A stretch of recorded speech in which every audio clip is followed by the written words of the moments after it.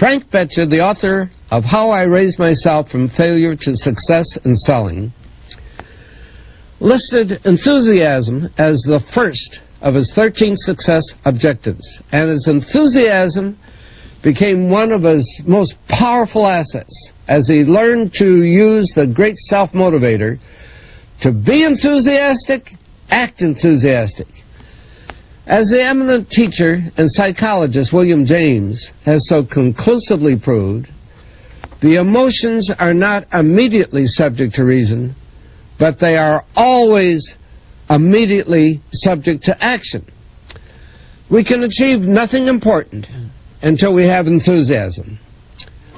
Now, Dr. Hill will explain how you can develop a feeling of enthusiasm for all that you do. Our eighth visit brings us to the subject of enthusiasm, which may be likened to steam in a boiler, which, when it is controlled and turned on, starts the wheels of machinery into action. Someone has said that knowledge is power. That is only a half-truth, for knowledge becomes power only when it is put into action for the attainment of a definite objective. Enthusiasm is one of the more powerful means by which we may put into action our education, experience, and knowledge.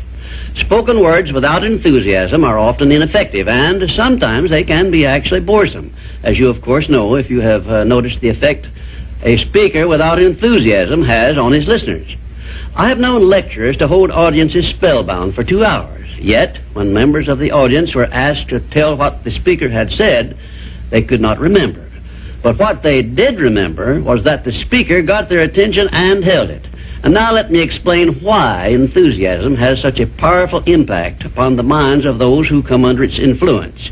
To begin with, I believe you'll be interested in knowing that your brain and every other person's brain is both a broadcasting station and a receiving station, which sends out thought vibrations and picks up those sent out by other people. When you turn on your enthusiasm, you step up the vibrations of thoughts which go out from your brain so that they reach and affect other people more quickly. As a matter of fact, you can send out thoughts which have been so stepped up with silent enthusiasm that they will reach and influence other people to whom you direct your thoughts. This is a fact which has been known to psychologists for ages, and it is also known to most master salesmen who use this method to condition the minds of their prospective buyers before they ever talk with them. You must have observed that enthusiasm is very contagious, that it engages the attention of those who come under its influence and causes them to respond in a similar spirit of enthusiasm. I once heard Andrew Carnegie say that if you turned loose one man who thought in terms of intense enthusiasm in an industrial plant employing thousands of people, this man's enthusiasm would very quickly reach and influence every person in the plant. And he said it made not the slightest difference whether the enthusiasm was negative or positive, constructive or destructive. Then Mr. Carnegie went on to explain that in his selection of employees for promotion to bigger jobs, the first thing he looked for was a man's capacity to express himself in terms of intense enthusiasm. He said that enthusiasm is one of the most important traits necessary for leadership. The most successful lawyers are not necessarily those who know most about the legal profession, but they are those who know how to influence courts and juries with their belief in their cases and have a great capacity for expressing themselves with enthusiasm. When you are introduced to another person, you have a marvelous opportunity to sell yourself favorably to that person by the extent of the enthusiasm you express in accepting the introduction. When you shake hands with another person, you have also a fine opportunity to make a favorable impression by the warmth of enthusiasm you put into that handshake. If there is anything which leaves me flat and unfavorably impressed when I'm introduced, it's an extended hand which feels like a piece of cold ham and acknowledges the introduction with a cold, canned, pleased to meet you, with no signs of enthusiasm back of it. Now, right here, let me give you a brief course in salesmanship, which may be of value to you the remainder of your life. When you meet anyone on whom you wish to make a favorable impression, when it is a stranger you have not previously met or someone with whom you are already acquainted, do these things. 1, Turn on your enthusiasm and so modulate your voice with it that you definitely make the other person feel you are happy to communicate with him. 2, when you shake his hand, take a firm grip on it and give it a quick, firm squeeze at the end of each word you express in your greetings. For example, say, "How do you do? I am so very glad to meet you." Do not crush the hand, however, as I have known some people to do. 3, then, if you begin the conversation, be sure that you direct it to some subject of interest to the other person. And 4, follow through by eagerly asking questions which will keep attention focused upon the other person. Then, when you are ready to have the other person hear what you have to say about yourself or your interest or your business, he will have been prepared to listen attentively. I've often told my students of salesmanship that the best possible way for one to sell himself to others is to first sell the others to themselves. That counsel was sound when I began training salesmen over 30 years ago, and it is still sound. When I was a youngster in school, I discovered that the teachers from whom I learned most were those who expressed the greatest enthusiasm in their teaching.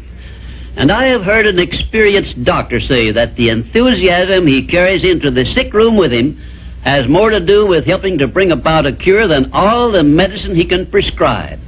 Enthusiasm is an expression of a positive mental attitude, and it has long been known to doctors that a positive mental attitude stands high on the list of influences which give one sound health. I have heard it said, for example, that only one thing causes stomach ulcers, and that is worry or a negative mental attitude. And only one thing can cure stomach ulcers, and that is a positive mental attitude. It seems that disease germs cannot live and thrive in the bloodstream of one whose mind is always positive. I have still another very important observation concerning the power of enthusiasm, which I wish to give you. I have observed that prayers expressed with intense enthusiasm bring much quicker and more satisfactory results. Now, you can try this for yourself and be convinced. I began experimenting with this idea many years ago, and from my experiences, I gathered the information which caused me to change my method of prayer entirely. I now use the prayer I recommended to you on previous visits, with the gratifying results that I get quicker and more favorable action from my prayers than I did when I expressed them in a spirit which lacked enthusiasm. I suggest that a very practical way to begin learning to express yourself with enthusiasm will be to follow the habit of reading aloud for 10 minutes daily, putting all the enthusiasm at your command into your reading. You will be surprised in a short while at how much this will help you in speaking with enthusiasm in your ordinary conversations. I would suggest also that you adopt the habit of practicing enthusiasm in your conversations with your family and your business associates. Incidentally, this habit will make you more popular with those who are close to you. You can enjoy the benefits of enthusiasm if you are interested enough to develop a technique by which to acquire this habit, so you will follow it in a natural, unaffected tone of voice. If you follow my suggestion that you read for 10 minutes daily as a means of acquiring the habit of enthusiasm, I recommend that you write down a list of 10 subjects, things, or circumstances in which you have the keenest interest, and use this list for your practice purposes. You will have no difficulty in reading in a tone of enthusiasm in connection with the things that you like best. And finally, if you have not already picked up some useful ideas as to how the habit of enthusiasm can be developed, or what causes one to be enthusiastic, let me give you an example which may provide you with an interesting cue. You perhaps remember when you were courting the person of your choice, or being courted, as the case may be, you needed no one to tell you how or why to be enthusiastic. Of course not, because the motive of love or affection took care of this without effort on your part. Just remember that enthusiasm is always easily expressed when one is inspired by a burning desire for something or any motive associated with one's closest interests. Where there is no motive, there is apt to be no enthusiasm. Remember also that the three basic motives which it has been said practically rule the world are: 1, the emotion of love; 2, the emotion of sex; 3, the desire for financial gain. A combination of all three of these motives, it has been claimed, can convert a mediocre person into a genius, and I leave the thought with you for consideration. And now, until our next visit, I ask that you try the habit of moving with enthusiasm in all of your daily work and see how much better you will feel.